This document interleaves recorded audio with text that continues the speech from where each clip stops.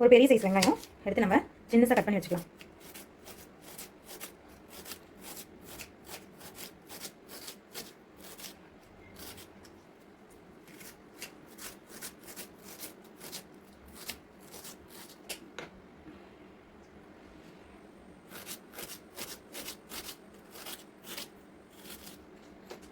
இதே மாதிரி பூண்டு சின்னதாக கட் பண்ணி வச்சுக்கலாம்.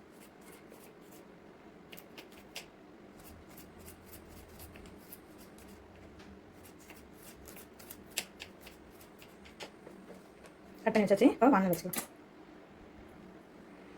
பேன் வச்சுட்டோம். கொஞ்சமாக ஆயில் ஊற்றிக்கலாம்.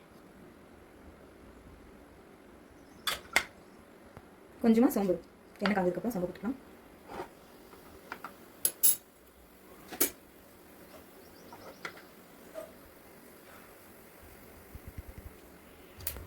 சோம்பு நல்லா வச்சதுக்கப்புறம் கட் பண்ணி வச்சோம் பெரிய வெங்காயம் பூண்டு நல்லா கட் பண்ணி வச்சுக்கலாம்.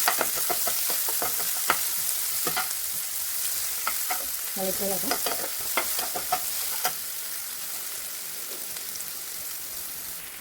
மூணு கட் பண்ணி வச்சு பச்சை மிளகாய் சேர்க்கலாம்.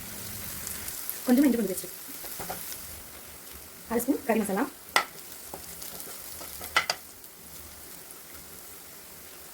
ஒரு ஸ்பூன் தனியாதூள்,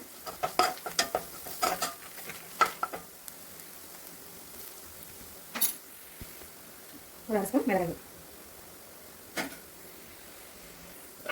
கொஞ்சமாக கொத்தமல்லி, தேவையான அளவு உப்பு.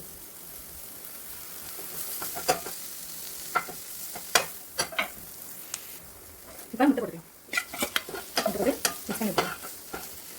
ஃபைனலில் கொஞ்சமாக பட்டை தூவிட்டு ஆஃப் பண்ணிக்கலாம்.